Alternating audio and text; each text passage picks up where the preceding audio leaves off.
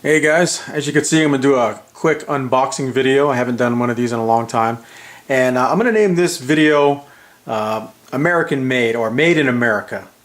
I'm going to do a whole series of videos and put them in a playlist of basically all kinds of products made in the USA.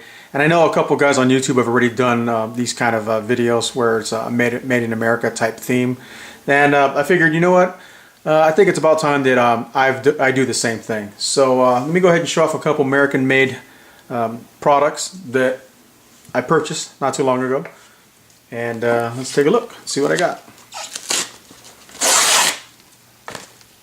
By the way, this is a package from Leahy, I think that's how you pronounce it. Leahy, Utah, or Leahy, Utah. I'm not exactly sure how you pronounce that. But you knife guys out there know exactly where this is from. This is from Blade HQ.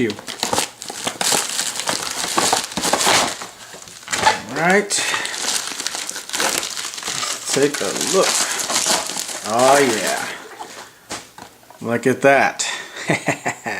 Well, first let's look at this one here, since it's already kind of obvious what this is.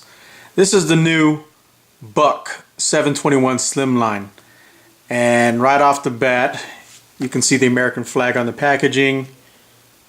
Proudly made in the USA. I really like what Buck has done recently with downsizing their overseas production and trying to bring back all their production back to the United States.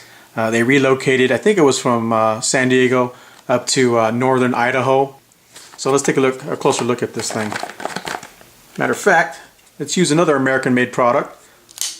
Spyderco Man X2 Lightweight, made in Golden, Colorado. Let's go ahead and cut this open. There we go. Look at that. That is nice. $29. Made in America. Aluminum scales. That's nice. It's got that kind of like a Spyderco type of thumb hole deployment hole. Cryogenically heat treated stainless steel, 420 high carbon steel. And that's always nice. I mean, that's pretty much a Buck standard. They make a lot of their knives out of the 420 HC steel. Even the Buck 110, legendary Buck 110 is made out of the same steel. And if you look closely, it even says on the packaging right there, see that little flame with the BOS? That's the Boss heat treatment system that they use. Hollow grind. It's got kind of a curved belly on there. That's pretty nice. Drop point style. Got a little bit of jimping on the top. Jimping on the top of those aluminum scales. Got a little finger notch right there. Look at that big pivot screw. It's huge. I mean, that is really big. I like that. The bigger the pivot pin, the better. Now, this is a good pivot pin also. It's got a Torx head pivot pin there, which is nice, but look at the size of that one. That is awesome. And this is a $100 knife, $75 to $100. This is a $29 US knife. That is just awesome, man. I can't say enough on how nice this little pocket knife is. Lock back design. Very nice. One hand opening. It's really stiff though. That's probably my only real knock I can say. But for 29 bucks, I'm not going to complain. I mean, I'm sure over time it'll probably break in and loosen up. Those metal interfacing parts will start to find their sweet spot. But still pretty nice. It's got an orange accent spacer back there. I like that. It even has a little tiny lanyard hole. Not the biggest lanyard hole, but oh well, you know, you can't complain at 29 bucks. It's got a nice beefy pocket clip. That's pretty nice. And you can reverse it left to right, top to bottom, fully ambidextrous, which is pretty nice. Again, for a $29 American-made knife, that's pretty awesome that they do that. Buck USA. Alright, enough of that. Now let's check out this big baby here. There it is, made in the USA. Got the big old American flag on it. Yes. Look at that. This is the Tops Buck collaboration.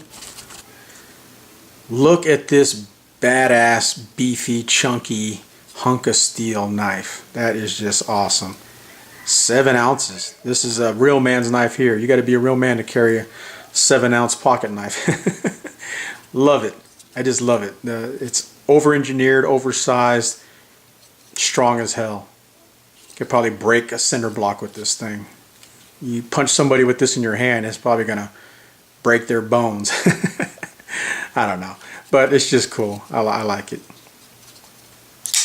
Wow, listen to that lockup. Liner lock, and it locks up like a bank vault. That is just awesome. Another reason why I bought this knife, look at that. For those of you who don't know, it's got the Michael Walker liner lock design in there. But look at this liner. The liner lock is an individual piece of steel by itself. You just don't see that in folding knives. That's more like a custom style in my opinion. Beefy, beefy knife.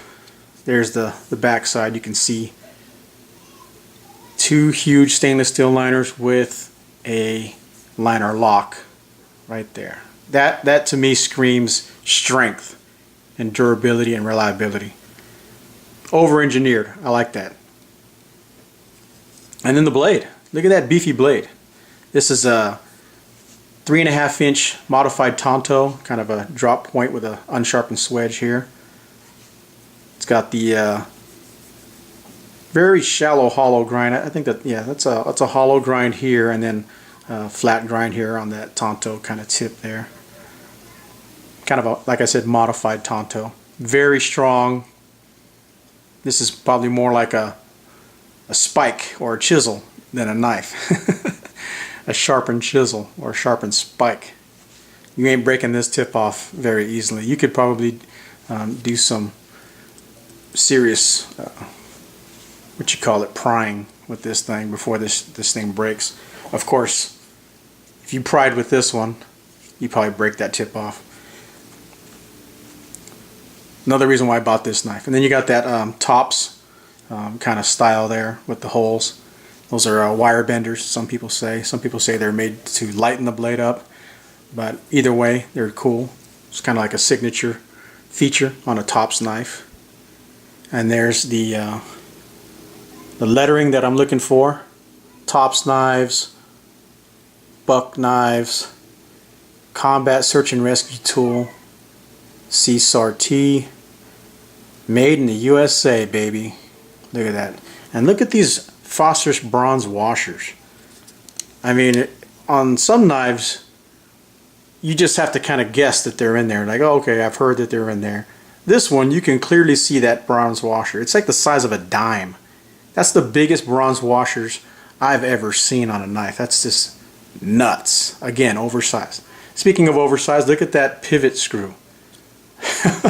It's the size of my pinky, man. That thing is huge. Love it. Love it, love it, love it, man. That is just awesome. Torx head screw, so you can take it apart if you want to.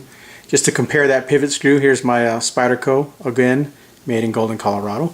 Spyderco Manix 2 lightweight.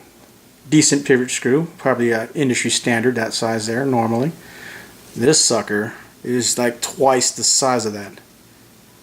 Again, that screams strength and durability and reliability. G10 handle scales, nice and grippy. I like that. It's kind of like sandpaper. Love it. High quality. Open pillar construction. There's really only a pivot screw up here, the stop pin, and then this stack of steel washers, I guess you could say, in the back. But nothing in the middle. So whatever gunk you get in there, sand, mud, blood, and guts, can be washed out. Dunk it in the river, shake it around, and clean out pretty easily.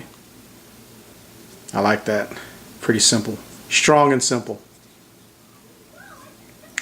And then you could take the scales off. As a matter of fact, you can take this entire knife apart if you wanted to. I'm not really big on doing that. I know some people are. Not really huge on taking knives apart. Here's your pocket clip. A little stubby for a pocket clip, but it gets the job done. I think most people will carry this knife in a holster because it's so big. But if you wanted to, if you're man enough and you're big enough and strong enough, you can pocket clip carry this thing. It's tip up only, which is the way I like to carry all my knives anyways. It's just easier to pull out of the pocket and then deploy. Tip up only, nothing up here to do tip down. But you can reverse it for left and right side, so that's nice. And then the jimping is really huge. That is some seriously huge jimping. You could probably feel this jimping with gloves on. I'm sure that's the whole purpose of it. Compared to, say, the jimping on my Spyderco. Tiny jimping, humongous jimping. Love it. That is just awesome. A little bit of jimping on the back for control when you're pulling this web cutter so you cut a seat belt.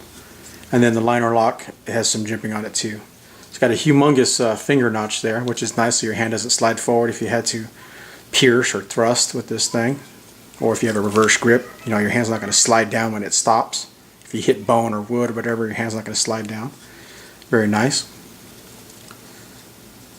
Obviously it has a web cutter on there, and this is a dedicated web cutter. It does not retract or fold like on a Benchmade, which is what I like. I like the web cutter to be there ready to go. I don't have to fiddle fart around to get it out. It's just there ready to go. And with my EMT firefighter background, that is another reason why I bought this knife.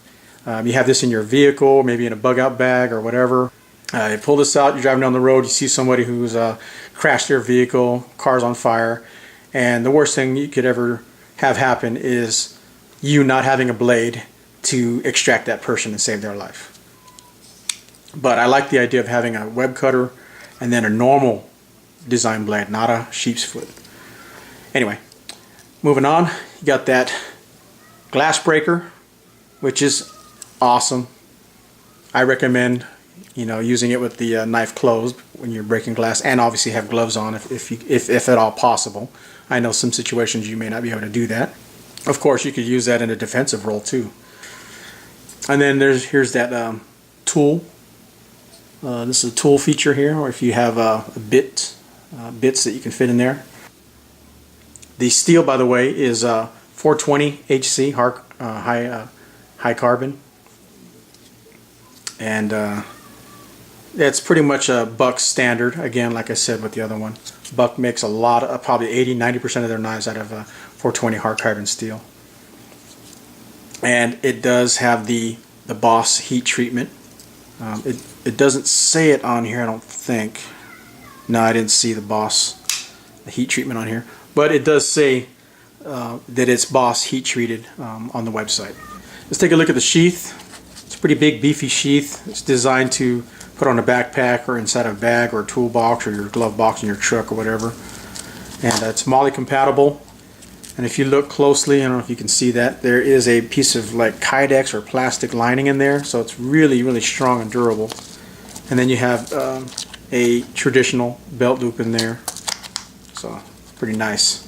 Then you got that plastic D-ring there, so if you needed to use some paracord or D-ring to attach this to something, like in a camp, you're going to hang this somewhere in your tent or something, or even on the backpack, whatever. It's got some grommets here, so you can run some paracord through there, lash it down for whatever reason. Nice big Fastech style buckle. That definitely is not accidentally coming off. I can't stand Velcro sheaths.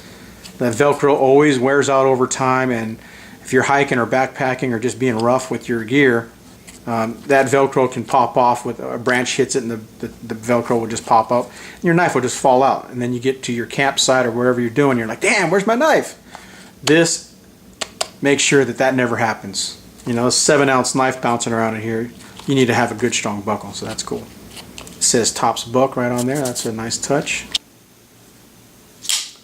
Alright guys, so that is my Made in America video. Kind of just showing off the first of my American made knives, the Buck Tops collaboration combat search and rescue tool, the Buck Slimline pocket knife, and the Spyderco Manix 2 lightweight, made in Golden, Colorado. If you guys want to make a video response about your American-made products, it doesn't have to be knives, it could be anything American-made. Feel free to make a video response. I think it'll be fun to show off your American-made products. And I look forward to making more of these videos. I'm going to focus on buying a lot more American-made products, and let's just kind of show the world what's available out there when it comes to American-made, high-quality American-made products, and especially if it's in like a affordable price range. Like I said, this was only $29 at Walmart. So let's get the word out there and let people know that you can still buy good things in America, and let's support the American economy. All right, guys, stay safe.